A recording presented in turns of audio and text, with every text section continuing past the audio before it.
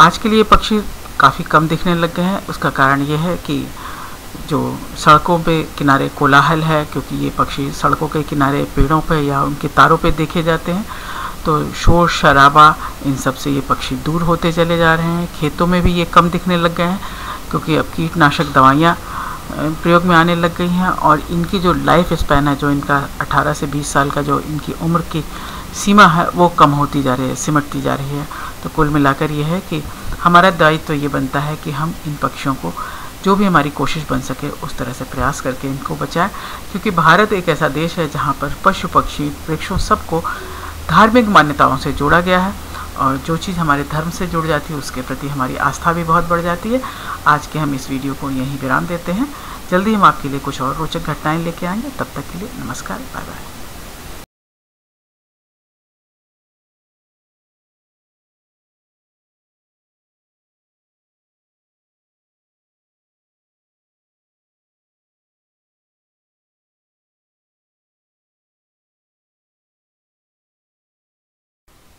ये पक्षी मुख्यतः बीज, कीड़े मकोड़े और ज़मीन में रेंगने वाले यह पक्षी मुख्यतः भोजन में बीज, कीड़े मकोड़े और ज़मीन में रेंगने वाले जो कीड़े होते हैं उनको खाना पसंद करता है।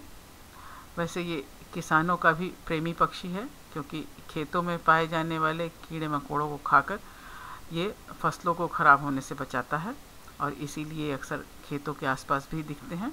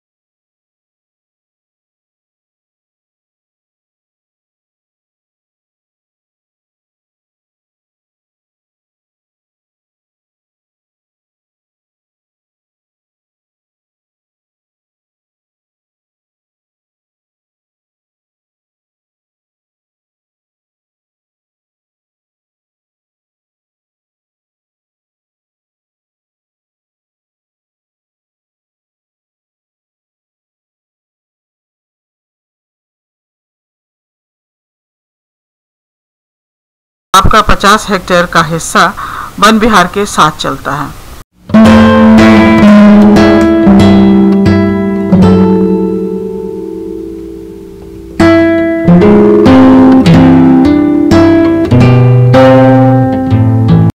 विहार के भीतर एक 5 किलोमीटर लंबी सड़क है। इसी सड़क पर चलकर अपने दोनों तरफ आप वन और वन्यजीवों को देख सकते हैं।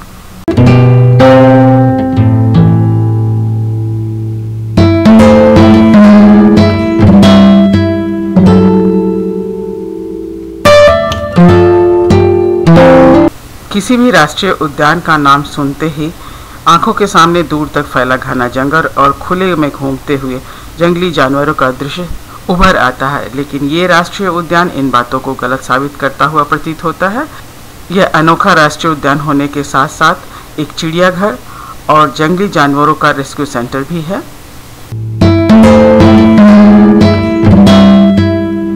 यहाँ दिखने वाले जानवरों में ज़्यादातर घायल, लावारिस, कमज़ोर और रोगी हैं, या फिर ये बूढ़े हो चुके हैं और सर्कस से यहाँ ला के छोड़े गए हैं, अथवा जंगल से भटककर शहर में आने वाले जानवर को भी रेस्क्यू करके यहाँ छोड़ा जाता है, और कुछ ऐसे जानवर जो दूसरे रेस्क्यू सेंटर से यहाँ ला के रखे गए हैं। कुल मिलाकर ये एक चिड़ियाघर और रेस्क्यू सेंटर के रूप में ही है, लेकिन इसका इतना खूबसूरत वेजिटेशन है जिसके कारण इसे नेशनल पार्क का दर्जा प्राप्त है।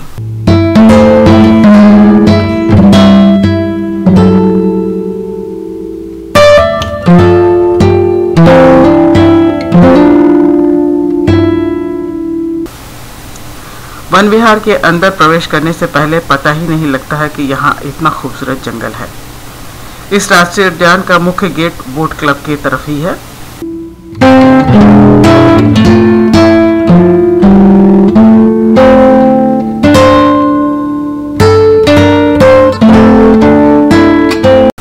वैसे तो पार्क में अनेकों प्रकार के जानवर हैं जिनके लिए अलग अलग केज बना हुआ है, लेकिन पक्षी प्रेमियों के लिए ये पार्क विशेष रूप से आकर्षित करता है। यहाँ करीब 250 प्रजाति के पक्षी पाए जाते हैं। सर्दियों के मौसम में प्रवासी पक्षी भी यहाँ आते हैं।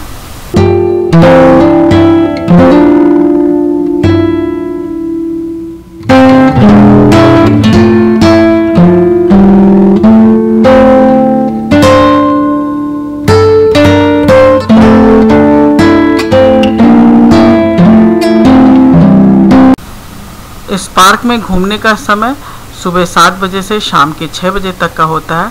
सप्ताह में शुक्रवार के दिन ये पार्क बंद रहता है, बाकी सभी दिन ये खुले रहते हैं।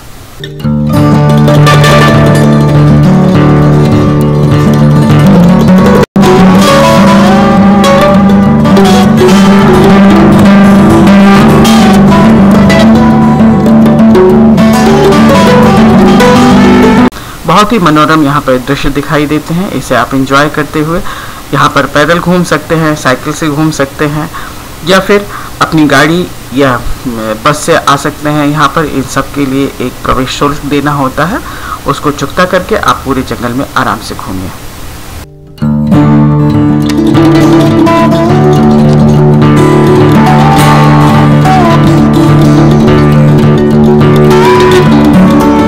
जंगल में घूमते घूमते अगर आप थक जाएं तो यहाँ बने हुए कैफ़े में आप रेस्ट कर सकते हैं, कुछ खा पी सकते हैं। ये जंगल इतना खूबसूरत है कि यहाँ आप पूरे परिवार के साथ आकर पिकनिक भी मना सकते हैं।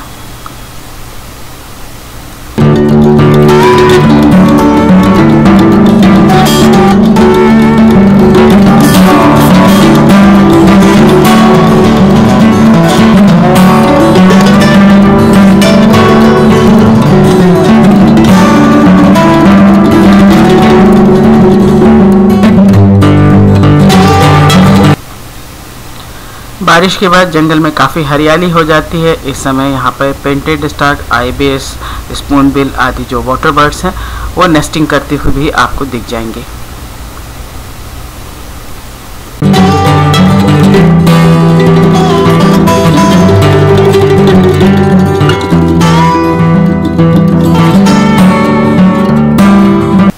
यहाँ बने हुए इंटरप्रिटेशन सेंटर पर भी आप ज़रूर विज़िट करें, क्योंकि इससे आपको बहुत सारे जानवर और जंगल के बारे में जानकारी मिलेगी।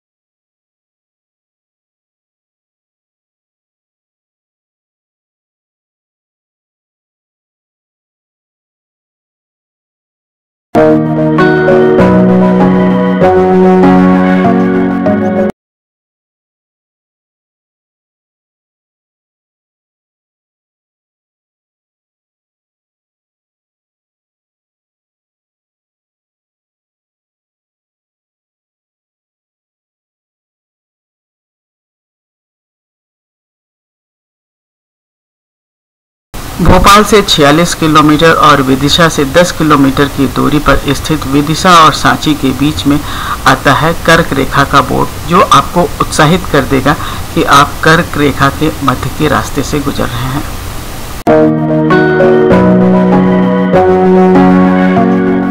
जिस तरह भारतीय इतिहास विश्व के सबसे प्राचीन इतिहास में से एक है, उसी तरह यहाँ मौजूद इतिहास की विरासतें भी काफ़ी प्राचीन हैं।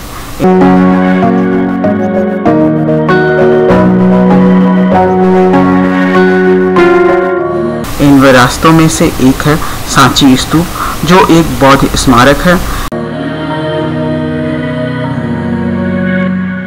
यह 3वीं शताब्दी ईसा पूर्व से 12वीं शताब्दी के बीच का है। यह स्तूप आज के समय में एक प्रसिद्ध पर्यटक स्थल है।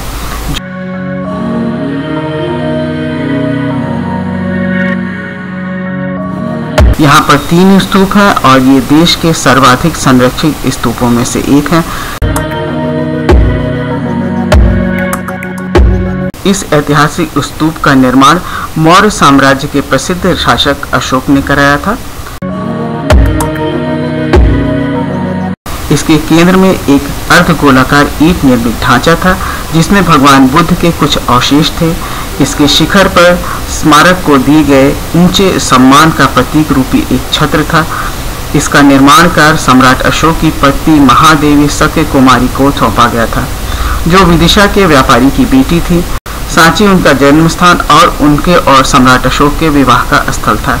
यह प्रेम, शांति, विश्वास और साहस के प्रतीक हैं।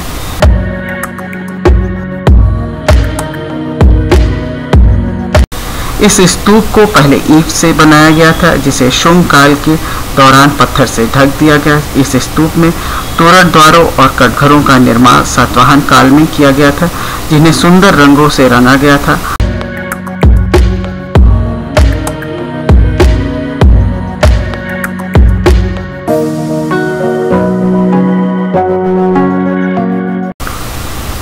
माना जाता है कि द्वार पर बनाई गई कलाकृतियां और द्वारों के आकार को सातवाहन राजा सतकर्णी ने ही निर्धारित किया था।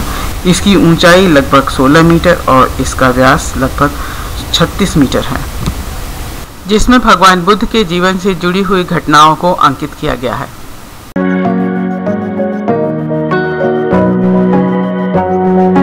सांची के स्तूप भारत की सबसे पुरानी पत्थर की संरचनाओं में से एक है और भारतीय वास्तुकला का एक महत्वपूर्ण स्मारक है।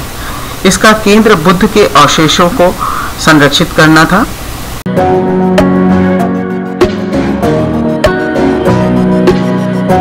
अंग्रेज अधिकारी जनरल टेलर द्वारा 1818 में खोजे जाने तक सांची 600 वर्षों तक अज्ञात रहा। भोपाल से करीब 45 किलोमीटर की दूरी पर स्थित यह स्थान पेड़ पौधों से ढक गया था।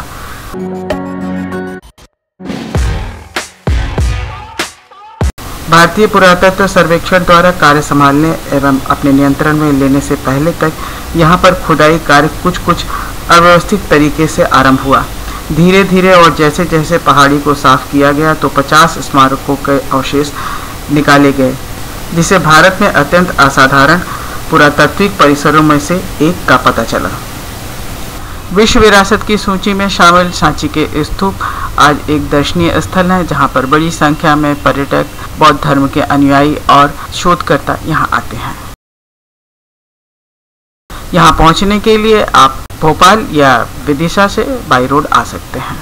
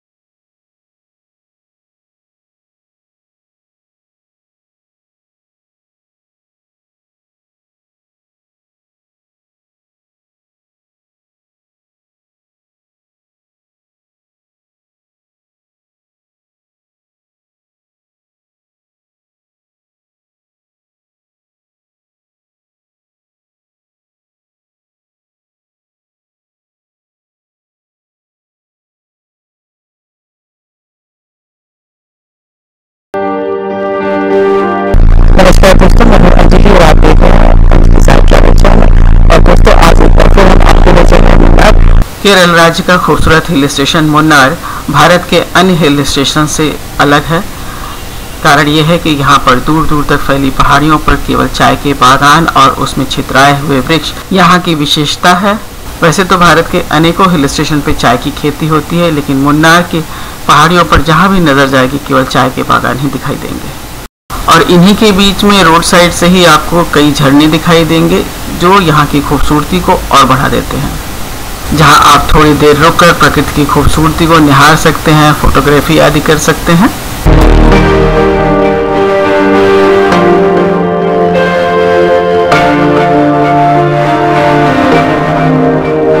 केरल की दूसरी विशेषता यहाँ के गरम मसाले हैं। मुन्नार के रोड साइड पर आपको छोटी इलायची के भी बागान दिखेंगे।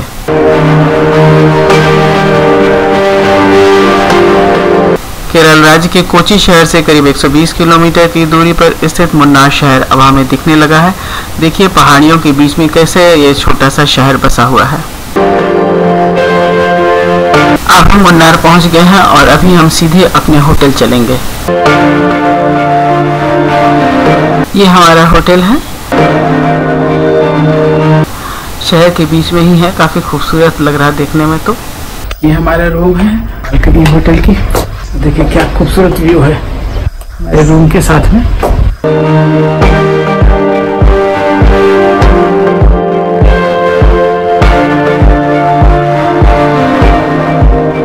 दोस्तों अब हम आपको ले चल रहे हैं मुन्नार के साइट सीन के लिए। यहाँ पर बहुत ही खूबसूरत एक नेशनल पार्क है, तो चलिए नेशनल पार्क की ओर आपको लेके चलते हैं। यह नेशनल पार्क मुन्नार शहर से करीब 15 किलोमीटर की दूरी पर कन्नन देवन हिल्स पे स्थित है। इस टाइम हम केरल के मुन्नार शहर में स्थित एराविकुलम नेशनल पार्क आए हुए हैं, तो चलिए आपको नेशनल पार्क के अंदर ले चलते हैं।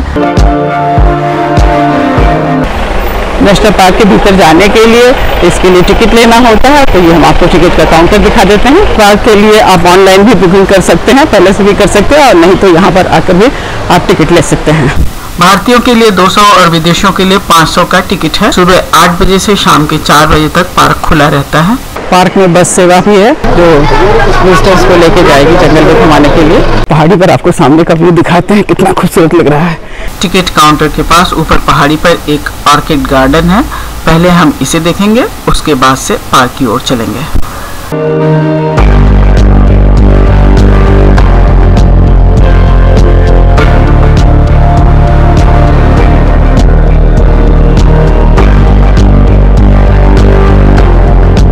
एराविकुलम ऑर्गेनिक के लिए यहाँ पर डिपार्टमेंट की एक ट्राइबल उसमें जो प्रोड्यूस होते हैं, जो फ्रूट्स वगैरह होते हैं, उसका भी काउंटर है, को भी आप ले सकते हैं, खा सकते हैं, टेस्ट कर सकते हैं।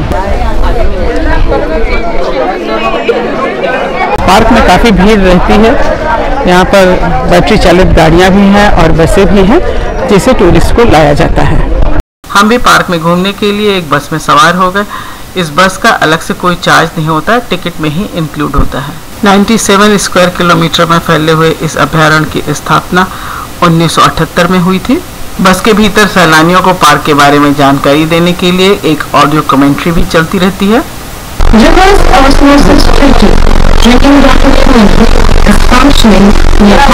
कैसे बादल उड़ रहे हैं, थोड़ी देर में नीचे का पूरा नज़ारा गायब हो जाएगा, इतने बादल हो गए हैं। देखिए नीलगिरी थार दिखाई तो दे रहे हैं लेकिन बहुत दूर है, तो अभी कैमरे में आ नहीं रहे हैं। टूरिस्ट को बैठने के लिए यहाँ पर जगह जगह पर कुछ हट बने हुए हैं। पार्क का ये हिस्सा इस पहाड़ी का सबसे ऊंचा स्थान है, जहाँ पहुंचकर आपको लगेगा कि बादलों को अपने हाथ में ले लें। इसके अलावा यहाँ और इसके आसपास की पहाड़ियों पर नीलकुरंज की झाड़ियाँ हैं, जो हर 12 साल में एक बार फूलों से लद जाती हैं। जानवर तो बहुत कम दिखाई दे रहे हैं क्योंकि वेदर थोड़ा ठंडा हो गया है, थोड़ा बादल भी, क्लाउड भी हो गया है, तो थोड़े से छुप से गए हैं, लेकिन पूरा ही पार्क बहुत ही खूबसूरत लग रहा है। देखिए मैं घुमा के दिखाती हूँ, आप देखिए कितना खूबसूरत लग रहा है, कहीं धूप है कहीं बादल है, बस यहाँ से जाने का मन नहीं हो रहा, इतना सुंदर है। देख रहे हैं हमारे पीछे एराविकुलम नेशनल पार्क का इंटरप्रिटेशन सेंटर, तो अभी हम चलते हैं इंटरप्रिटेशन सेंटर के अंदर।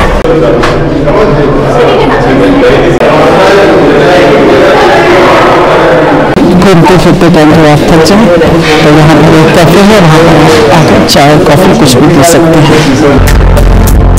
दोस्तों हमको उम्मीद है कि आपको ये वीडियो पसंद आया होगा। अगर पसंद आया हो तो प्लीज़ लाइक कीजिए, शेयर कीजिए और सब्सक्राइब करना मत भूलिएगा। जल्दी हम आपको कहीं और ले चलेंगे, तब तक के लिए नमस्कार।